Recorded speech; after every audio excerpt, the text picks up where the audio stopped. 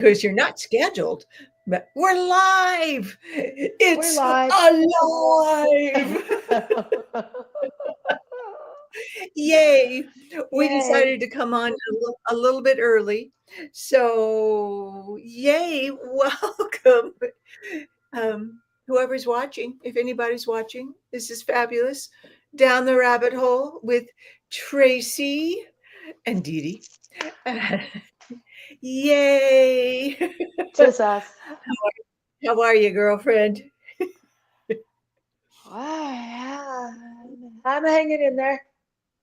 Oh, I Oh, didn't bless turn your my heart. little Yep. light on. Let me turn my little Uh-huh. light on. Oh, that's right. Oh, I definitely. forgot. Oh, much better. Yes. We got we Okay. that's beautiful. And I here I love am. it. And here you are, looking gorgeous as always. Ooh, yeah. Beautiful. Why, thank you. So, okay. So, I I love what you sent me. Um, Tracy sent me a beautiful quote um, that we thought would be a wonderful, um, you know, premise for today, and I love it. And Tracy is being very brave. This is a very courageous thing. Set her intention to share from her heart, and takes great courage to be vulnerable and to share. So, but let me read the quote that Tracy sent. The healer is not the one who can save. Oh my gosh, throat chakra, right?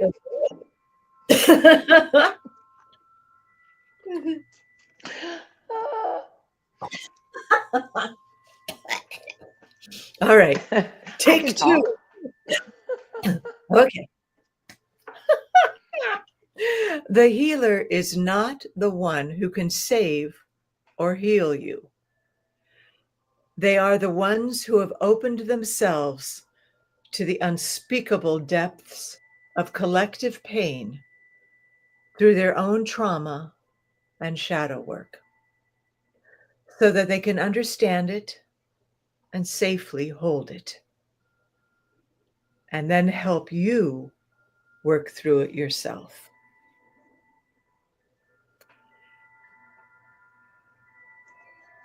Truth. Those of us in the healing have Which had I'd to. never thought of myself as at all. So that's a little weird for me, even out the gate. But Yeah, that but here you I am. here there you are. Your your ability to share your journey, um, to express vulnerability, that's healing, and that, boy, that it affects and reaches so many around you. And you Oh, you you are a warrior. You, with a heart of gold. I've I've walked through some fire, Yeah, to be sure. you have. You have. So, my story. Let's go in the time machine to the long ago, late 60s. I was born, and looking back at just the world I was born into, Mhm.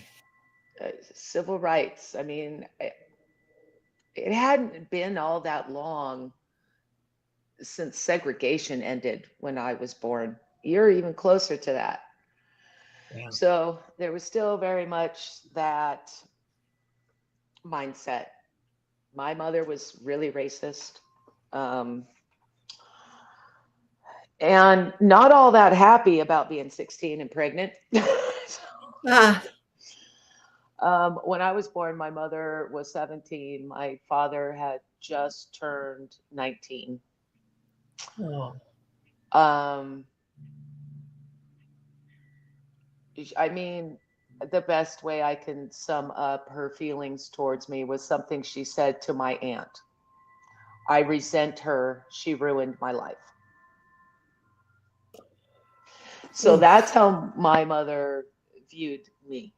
And she did not try to hide it. I knew very, very young. She didn't like me. Um, she is probably one of the most dishonest people I have ever come across in my life. Lying. She would steal things. You couldn't go to a restaurant with the woman. She'd be taking salt and pepper shakers, coffee mugs, silverware. She would take things. And I remember one time being at like a fast food restaurant, and the lady forgot to charge us for the food and gave us the food. And I said, and I was probably like 7, 8 at the time. And I said to her, we didn't pay for that. And my mother's like, be quiet, let's just go. And I'm like, Oh, wow. okay, but that's stealing. So on top of all of that, I was me. I came in an empath. I came in with an alien construct chart. I came in knowing things most small children do not know. So I figured out, I would say by the time I was about 5, that my mother did not like me. I was not safe with her. She said horrible things to me. Um, when I got older, more physical, like I would get slapped. She would slap me Mhm. like across my face and call me a bitch. Oh, Trace. Um, and she had kept me from my father. And they only lasted a year and a half. Okay. And I mean, looking back at the time frame, I can appreciate how terrified my mother probably was, because when they divorced, she couldn't get an apartment on her own. She couldn't get a loan. She couldn't, there was a lot of things she couldn't do because she was a woman, and then she was a single woman with a small child. But that's about where the compassion ends, because she could have handled it in a completely different way. And me sitting there with my cancer son, mom is everything. So when your own mom doesn't like you start to think you're just a terrible person. And there was one point in time she told me flat out, people don't like us. I'm like, why? And she said, because she was divorced. And I didn't understand that. And I didn't, I'm like, and I asked, what does that have to do with me? And she didn't answer that question. So um, she met my stepdad when I was about 2. Um, and they got married when I was like 8, 7, 8, because she got pregnant with my brother. So Okay. I had 3 half brothers, but the age gap, like me and the oldest, there's 8 years, the middle, there's 11, the youngest, there's 13 years. I was parentified right out the gate. I spent most of my childhood and teen years until I left taking care of my brothers. I literally, I did not go anywhere. I did not see friends. I did. So about the time I was 13, I I went off the rails. I started running away from home. Um, and I did that for a couple of years until I finally went to my dad and said, I can't. I, so my dad went to a lawyer, and even though this was like 1982, 81, somewhere in there, fathers had still no rights. It was hard for him to get custody of me. Like, a lawyer flat out asked him, do you have a girlfriend? Yes. Do you plan on marrying her? No. Well, it would be better if you did. He married her Oh, wow. to make getting custody of me easier. Oh, But where they screwed up was they should have kept me in therapy. I was so damaged. I was so traumatized. My self-esteem was at negatives, if you could. And I was a horrible person. I was unlovable. I was unworthy. And then I moved in with my dad, and he got married, and there started to be issues with my stepmom. So I left my dad's house too at 16, and I've been on my own ever since. I was homeless twice as a teenager. And that was followed up by a friend at 16, 1982, taking me to Hollywood. And that's where I stayed for the next 12, 13 years. And it was everything you would imagine Hollywood in the 80s. I lived it. oh my, Sex, drugs, rock and roll. I worked at the Roxy. I lived in oh my gosh. Hollywood, rock stars, the whole thing, the whole thing. And just toxic, bad relationships. And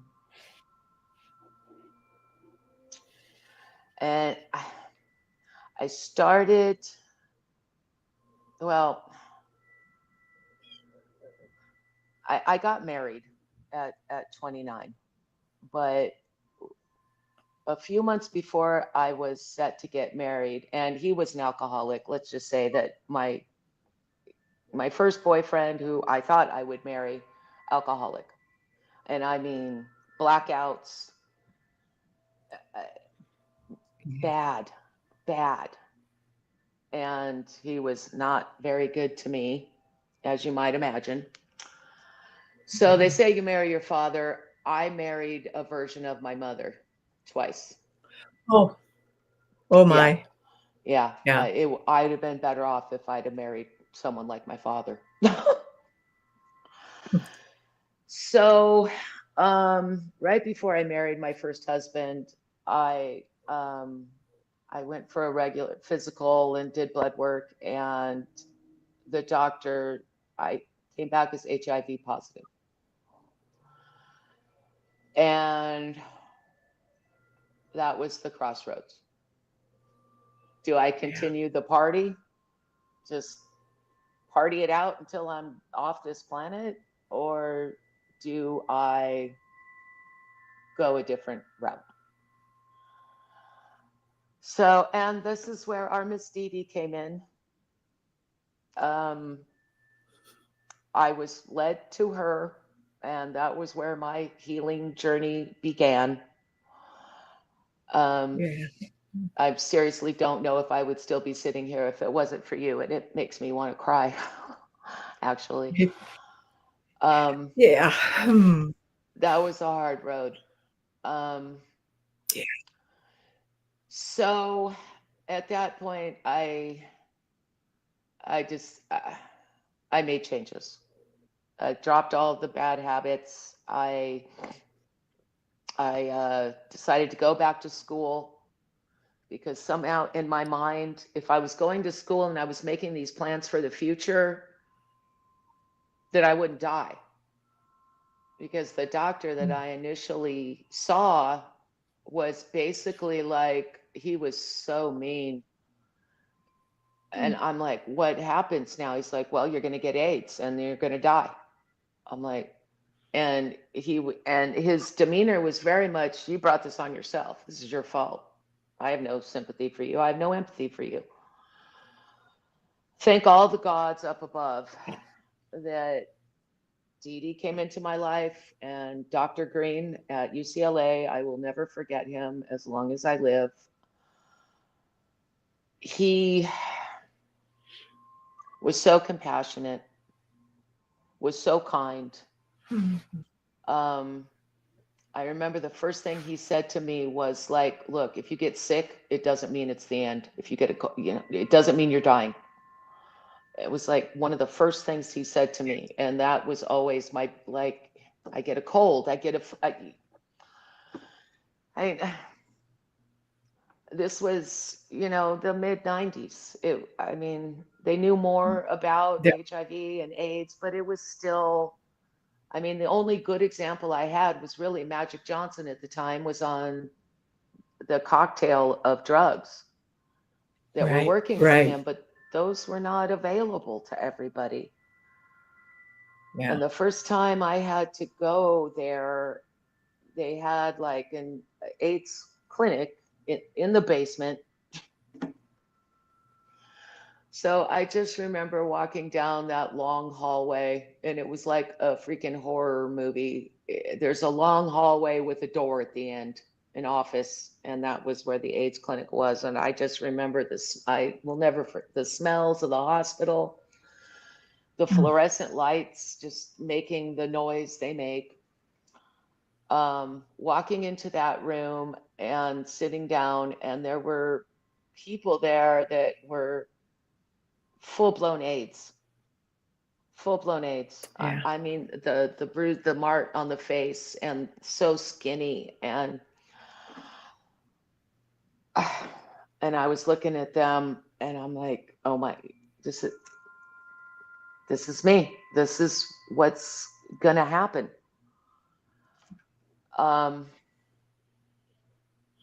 So we started out just testing. I had to test every 2-3 months for T-cell counts and all of that thing there. And just it continued the spiritual work, dealing with the past trauma, a therapist, other people that came in and helped me on the path. I divorced my first husband. We lasted about 4 years, and his alcoholism, which he was hiding from me. But the last straw was he maxed out the credit cards on internet porn. And I had to file for bankruptcy. I'm like, that's it. So we got divorced, and I met my second husband, who, although not an alcoholic, has some deep, deep, deep trauma of his own. And I became the recipient of that trauma. But the years in between with the HIV diagnosis, I mean, you view things a different way, for sure. You are looking through a different lens. And a therapist, yeah, I had to go through all the trauma again. And I just kept doing the testing and the testing and the testing. And then after 3-4 years of doing that, my doctor was like, you're one of the healthiest people, one of the healthiest patients I have. He's like, I don't see any point into continuing, just come back for regular yearly physicals and what have you.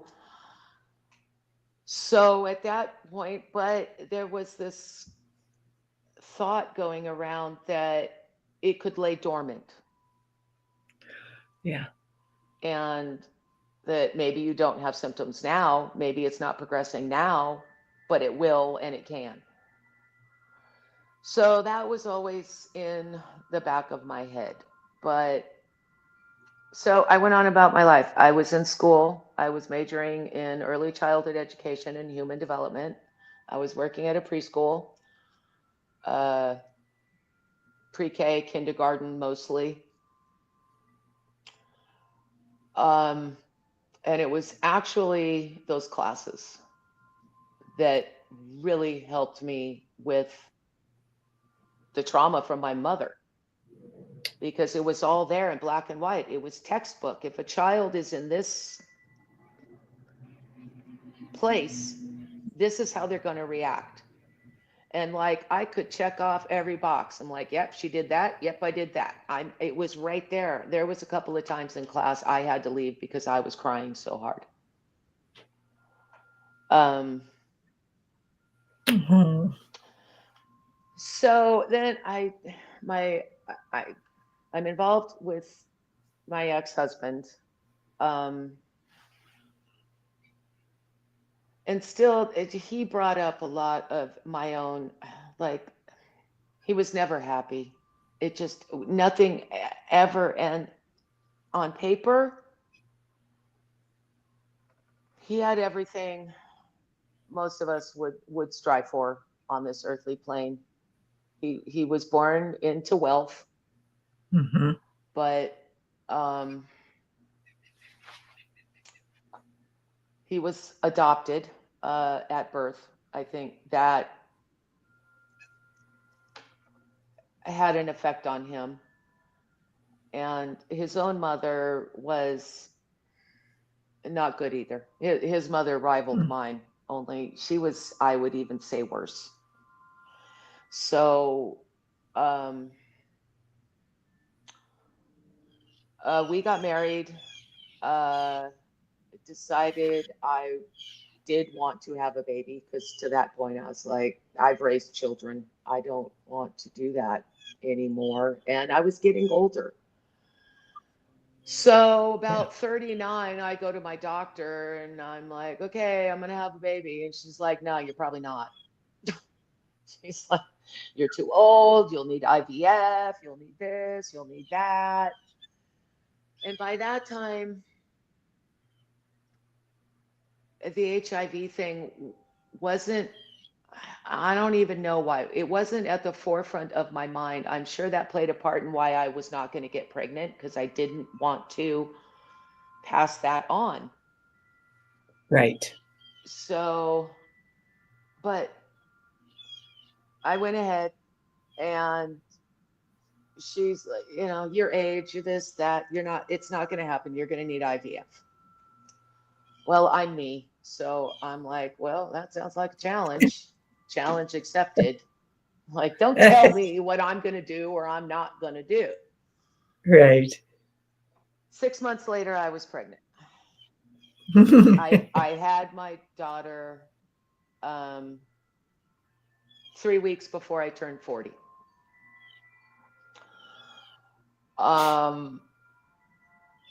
And unfortunately, I mean, during the time I was pregnant, you have to do all the blood work, and you have to, so I did the blood work. And after I was like, oh, geez, this is probably still going to come up. So my doctor calls me, you're HIV positive, right? And I explained the whole thing to her. And she's like, well, and at this point, they had a test to look for false positives. When I was first diagnosed, they did not.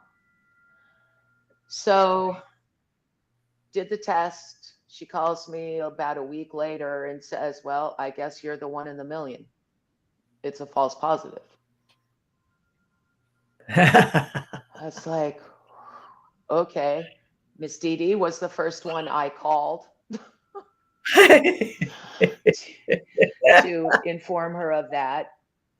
So, and even at my advanced age, easy pregnancy, easy delivery. I was not in labor for 48 hours. I was in labor for 12 hours, and I slept through most of it thanks to a lovely epidural. So, literally, my epidural was wearing off the guy comes to the door and says, it should be wearing off. I'm like, I could start to feel the twin. I'm like, yeah. And I went into labor, and about an hour and a half later, she was born. Unfortunately, where I thought possibly she would help our situation, that was not the case. I came home with her, and I think day 3 I was home with her. She only wanted mom. She would cry and just cry and cry and cry and cry if he held her. And he took that personally. And I will never forget these words. He looked at me and says, she doesn't look like me. She doesn't act like me. She will never prefer me over you. That statement. She will never prefer me over you. I'm like, whoa. Whoa. And I mean, it was rough. She, well, obviously as a newborn, we didn't know. She had a sensory disorder. She didn't sleep. She didn't nap. She just wanted to nurse. And sometimes, literally, when she would go through growth spurts, if she was awake, she was nursing. I didn't know how I was going to make it through it. They're like, oh, she's just going through a growth spurt. Yeah, she'll eat more and da da da da da.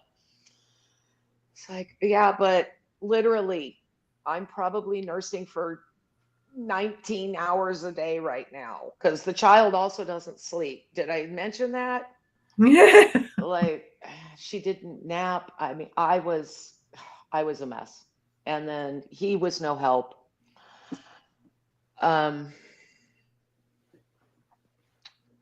So, I mean, getting her, and then just as a mom and getting her through this sensory disorder, and we divorced. We divorced. He moved in an ex-girlfriend of his when she was 5. Alcoholic, addicted to opioids. There was a point where she told me she hoped that they got into a really bad accident. I'm like, what? And I asked, why? Why would you want them to be in a really bad accident? Because then they would be too hurt to drive around, and then I could be with you all the time. Oh. So at that point, I was keeping a really close eye. I mean, she had already been diagnosed at that point. She was getting occupational therapy. She needed speech therapy, but we had also found out that she had a problem with her ears. It was like a birth defect. And she wasn't hearing things properly. And she didn't talk. Finally, when she was like 3 and still not really talking much, and it wasn't even like I couldn't even understand her. That's when I got her tested, but that's also around the time she was about 3 when we got divorced. So between the processing disorder, the not being able to hear well, she was kind of a mess. But, I'm like, okay, we'll do what we got to do. Thankfully, there were services for her. But once this woman moved in, she pretty much got handed off to her. And my daughter started, she was upset. Her dad wasn't spending any time with her. So long story on that short, she declares to me one day when she was like 7, if I can't be with you more, I don't want to be here anymore. Oh. I'm like, okay. So I took her to a therapist. And the therapist attempted to talk to my ex. And there was a couple sessions with her and him and trying to, make things better. Um, and at some point, he just decided he wasn't going to do this anymore. He didn't want to hear it. So he revoked consent for therapy. And that kicked off a 3.5 year custody case that I would say for me was worse than the HIV diagnosis. Mhm. It was awful, just awful. And I don't want to put too much of her story out here for public consumption. But she had a rough time dealing with, sexuality and all those things. And she, lockdowns all through middle school. So she's had a rough ride herself. Yeah. And watching her go through this and being unable to do anything about it, really, it's one of the hardest things I've ever been through in my life. Thankfully now, she's just recently graduated high school, which was major, and is going to college, majoring in history, which blows my mind. But even she had this little thing she went through, which I get because I went through the same thing, where she was like, she was overwhelmed because she had to kind of plan for a future now. And she told me flat out, I never thought I'd have a future, so I didn't plan for anything. Hmm. And I feel you on that. So I just told her, it's society, go to college, get married, do this, do that. It's like all this little plan, all set out for you. And she's like, I don't, I don't, I don't know if I want to do any of those things. I'm like, well, here's the beauty part. You don't need to know. And I'm Yeah. like, you don't need to worry about the future. What you need to be, you're going to college, you're majoring in history. You're just going to school like you've been going to school. You don't need to plan out the entirety of the rest of your life at 19 years old. I would actually caution against that. I love you, but your brain's not fully developed yet. so, so, Oh, there's that. and believe me, as you get older, your priorities will change. What you want will change. What you don't want will change. So, when I say I've walked through the fire, I've worked through the fire. I still have things that I deal with. I think we've talked about this on your Mindful Musings channel. There's always going to be things out there that are going to trigger things in me. And I know that. I but I also know that I have to live with it. I have to find a peaceful way to coexist with a very traumatic past.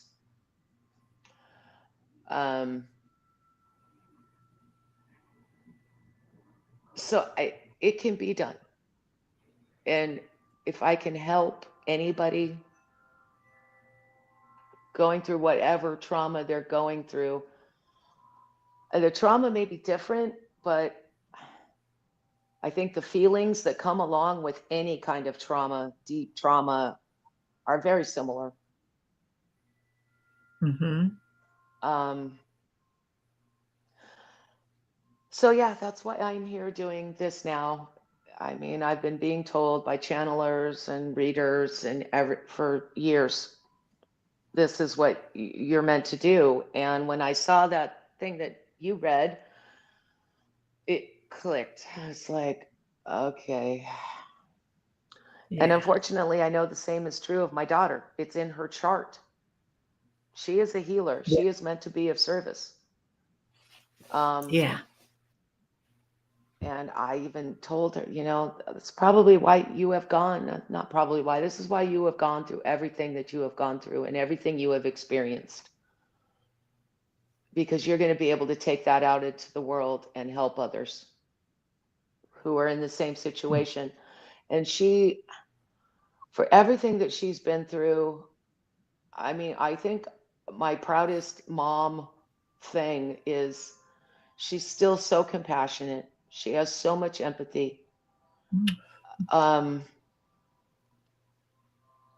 that with the experiences that she's had, it would not surprise me at all that she would be completely lacking in those things. But I'm just in awe of her every day. Um, and she too was part of the reason for my healing. I did not want to pass down that maternal lineage because it wasn't just my mother, it was her mother before her was awful.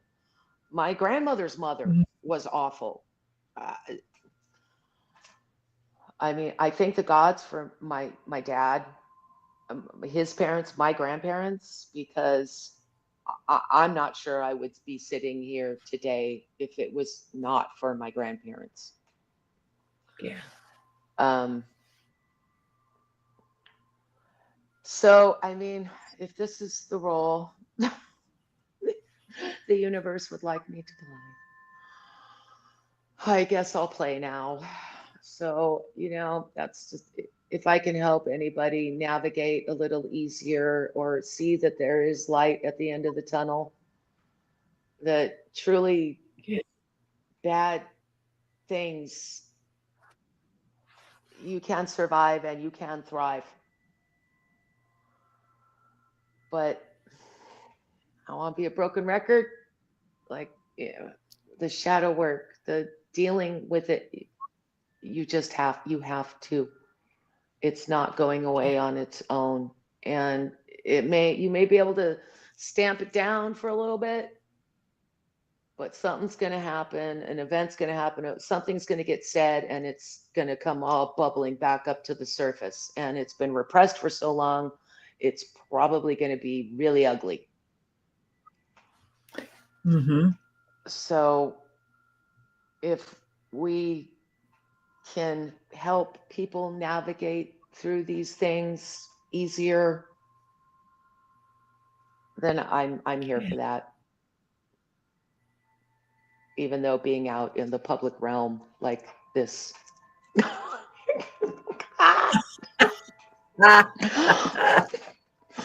Last thing I thought I would ever be doing, believe me.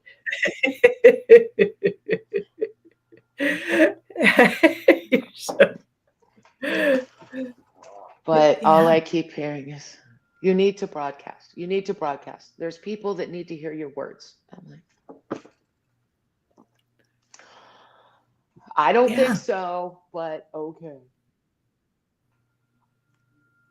And that's So, so impressive that you're listening to your guidance, that you're facing that fear and doing it anyway, if I and don't and listen, sharing. if I don't listen to Odin, it gets ugly. Okay, I'll do it.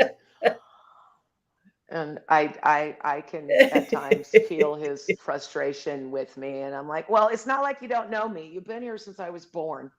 So are you really all that surprised? Probably not. And then, I mean, even within my journey, the spiritual, this might be another video, but I mean, Yeah. I had to go through a whole, literally a deprogramming process. Um, Yeah. just in terms of spirituality and even societal stuff around, like, there's certain deities that I work with that are, I can't say enough good things, but you say Lucifer or Pan to most people, and they're like, "You're a devil worshiper." I'm like, no, I'm not Christian or Catholic. That's for me. Those are religious icons. I'm like, and Lucifer, it's the bringer of light. It didn't make sense in my brain once I really delved into that. And that might bring me to the person that helped me. 3-4 years I've worked with my boo, who is not on social media at all, but shout out boo if you're what, love you. Took me on the deep dives.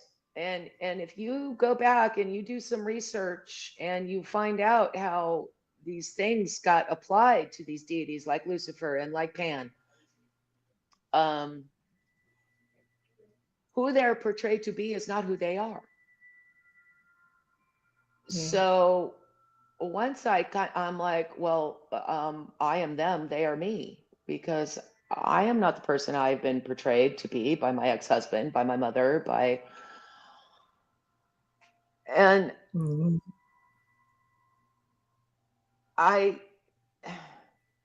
that was a journey. But like on paper, I would say be open-minded to who the teachers can be, who comes in, because on paper, me and my boo, well, as we found out through, we have been connected since we came to Lemuria together. Let's put it that way. We both have alien construct charts. We've been together on other planets. That might be a whole other rabbit hole as well. Yes. But several rabbit holes coming up. This is good. She's 22 years younger than me. I am literally old enough to be her mother. She lives on the East Coast. I'm on the West Coast. If you looked at we could not be more different. But I learned so much from her. She's just, well, we call her Big Brain Boo. She's her lineage. It's ridiculous. She's got a philosophy degree with a minor in archaeology. So she showed me, writings that were like, look, this is who this is, and this is what's been put on them. And it all started, it was just a big deprogramming moment. And that's also where I put aside okay, I don't have to be love and light, because I'm not.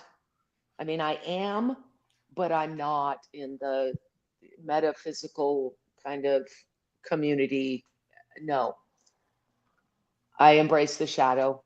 It's been fully integrated now. I am an imperfect human here on this meat suit on this planet, just trying to survive like everybody.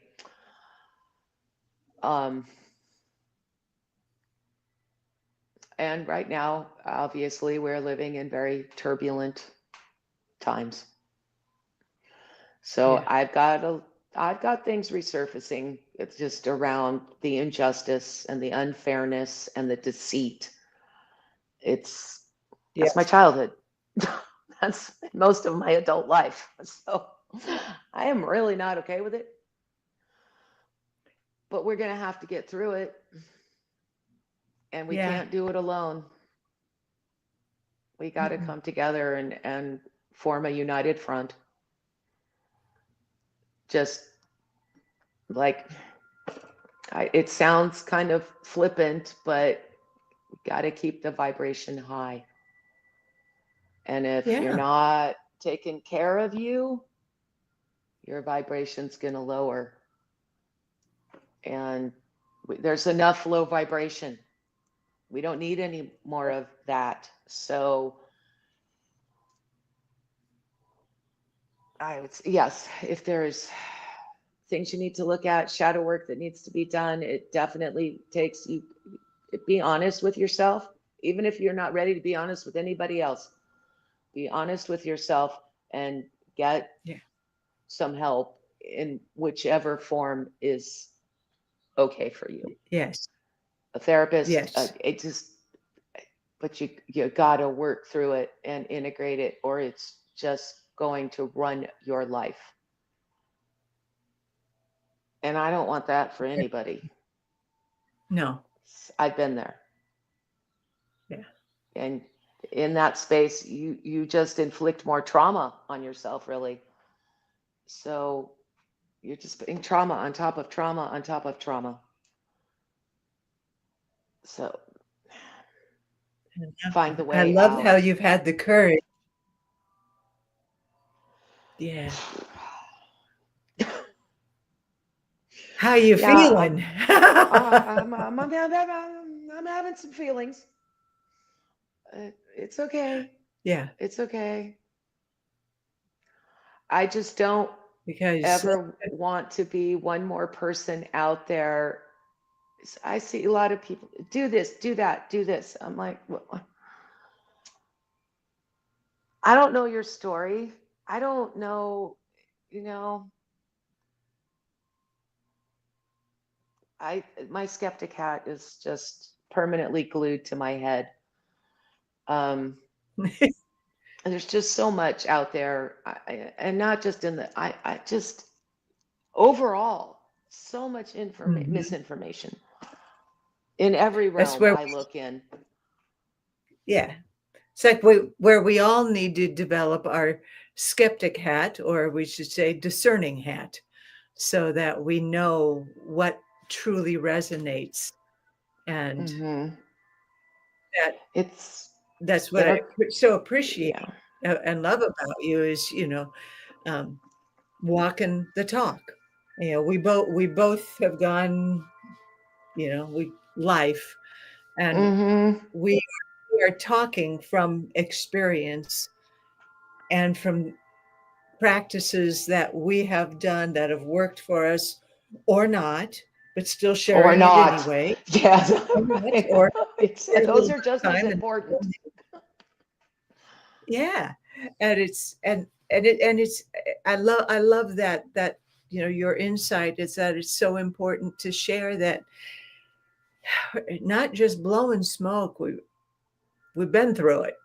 I mean, obviously different stories, but where we've been on journeys where we've experienced the pain, we've experienced the trauma, and we've been working our tushes off, healing the shadow, integrating, and it takes different various forms.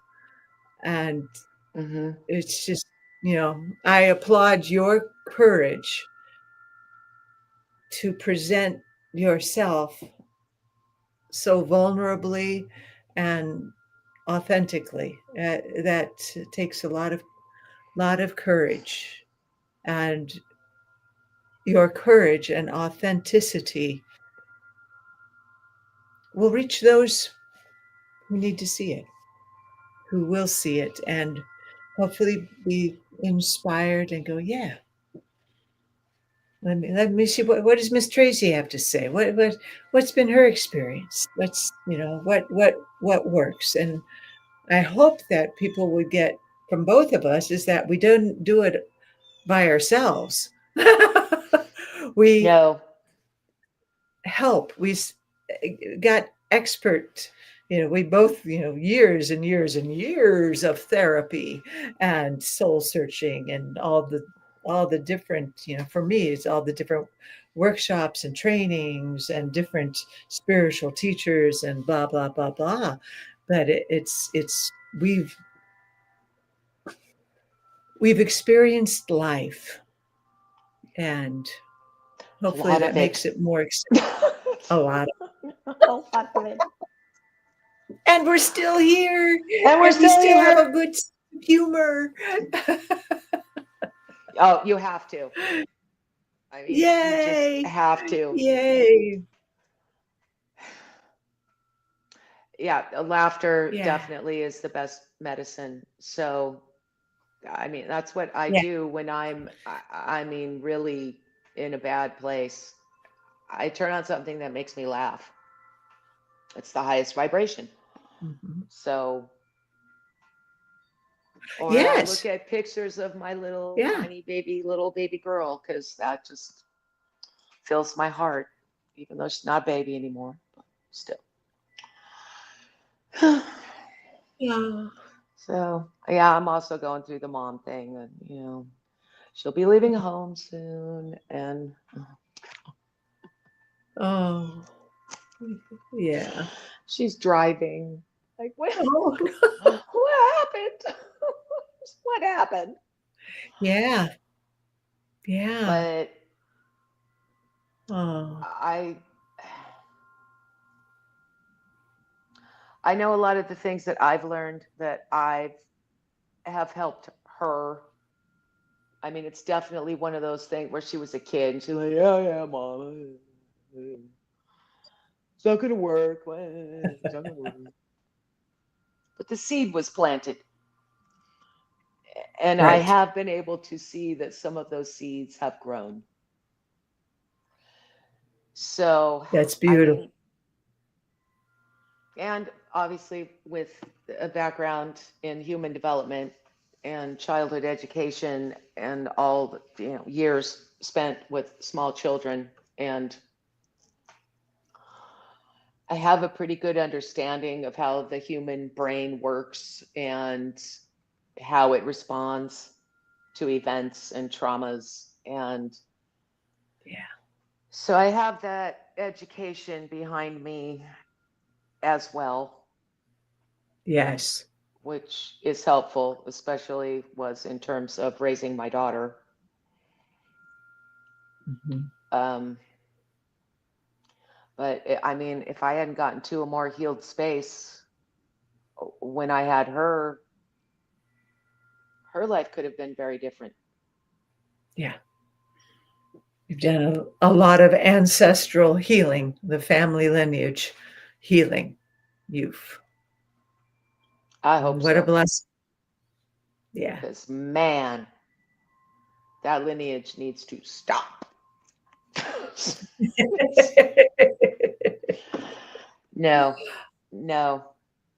So, yeah, I Oh, mean, well, I've my been no dear con. friends. Oh, go ahead. Oh, I was just going to say, before we're getting ready to wrap up, any final thoughts or wishes you want to speak to? Um, just reach out if you're out there watching and you're struggling with something or you think can be helpful with. Just leave a Yeah. comment. I'll I'll check. If I Yeah. can be of service, be of any help in any way, I'm glad to do that. Mhm. Completely non-judgmental, Yeah. completely 1000% no judgment zone here. I Yeah. mean, I don't want to hear how you went out and murdered somebody, but that's probably for another channel, someone else. Yeah, gotta draw the line there, Don't wanna do that. Yeah, But but definitely no judgment, safe place. yeah, I love We're it. here. That's beautiful. Yeah, big Wow. sigh. Letting that one all go. Oh, bless you, my friend. Thank you. Thank you for sharing you and your story. And, I'm sure we already have a couple more, potential rabbit hole topics we can go There down. are so So many. Okay. we'll see what comes up the next time. Right. Yeah. So I think we will be trying to do this like weekly, Yeah, I think maybe so. some consistencies, Yeah, probably yeah, I good think so. At right least now, because wow. 'cause, yeah, with all that Yeah, stuff yeah, going because on, yeah, we can come in and be Well, we'll just be who we are. That's all I can be. Yeah. Isn't that a nice thing? It's a good thing. It is. I tried too many years being somebody and something I was not, and it's exhausting. Oh, it is. It's completely exhausting. And just, ugh. So, So, all the oh, more well, reason I say no judgment zone. this is a no judgment zone. Nope, nope, nope.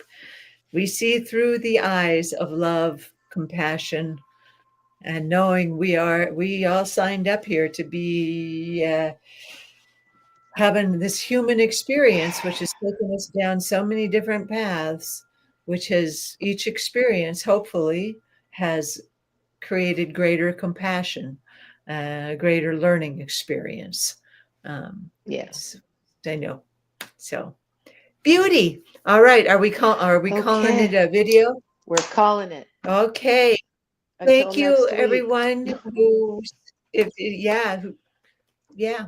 Make sure you like and subscribe, and feel free to write comments below, and then Tracy and I can get back with you, or if there's topics you want us to go down the rabbit hole on, that's Please. cool too. Please. Please remember, take care of yourself. Stay hydrated. Yes. Hydrate, hydrate, hydrate. Stay Hydrate. grounded. Hug a tree. Hydrate. Stay grounded. Hydrate some more. Go listen to some bad And dad jokes. yes, bad dad Laugh. jokes are really good. Find Yes, some we joy got in to laugh. every We got to day. have fun along the way. And remember, you're not in this alone. We're in this all No. together. All right. So, Okay. okay. Much love. Much love. Much love. Bye. Bye. We'll see you next week. Next week. Next week. Maybe. I'll see if I can end stream. Okay. Next week. Bye.